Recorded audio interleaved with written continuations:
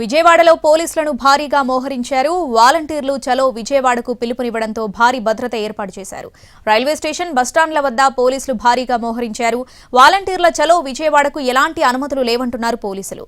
ఇప్పటికే వారికి నోటీసులు ఇచ్చినట్లు చెబుతున్న ఏసీపీ ప్రసాద్తో మా ప్రతినిధి రామ్ ఫేస్ టు ఫేస్.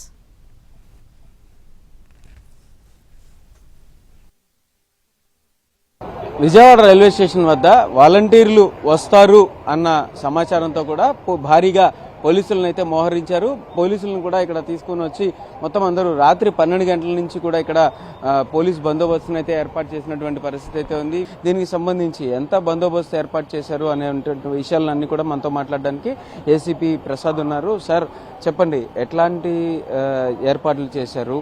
దీనికి సంబంధించినంత వరకు కూడా ఎంత బందోబస్తును ఏర్పాటు చేయడం జరిగింది? ఎన్ని గంటల నుంచి ఈ తనిఖీలు జరుగుతున్నాయి?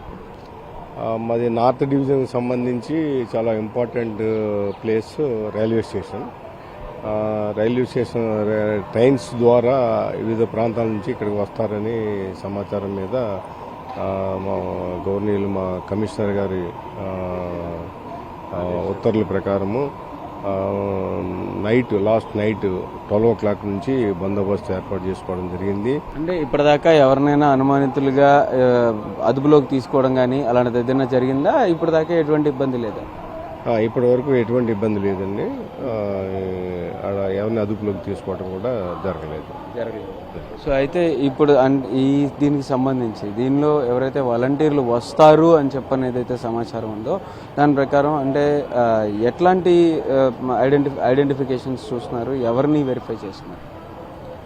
అంటే వీళ్ళకి డ్రెస్ కోడ్ అనేది లేదు, బట్ గ్రూపులుగా వస్తారు కాబట్టి వారిని మా దగ్గర విజయవాడ ఎన్టీఆర్ డిస్ట్రిక్ట్కి సంబంధించి మా స్పెషల్ నిఘా విభాగం ద్వారా కొంతమందిని లీడర్స్ లాంటి వాళ్ళని ఐడెంటిఫై చేయడం జరుగుతుంది.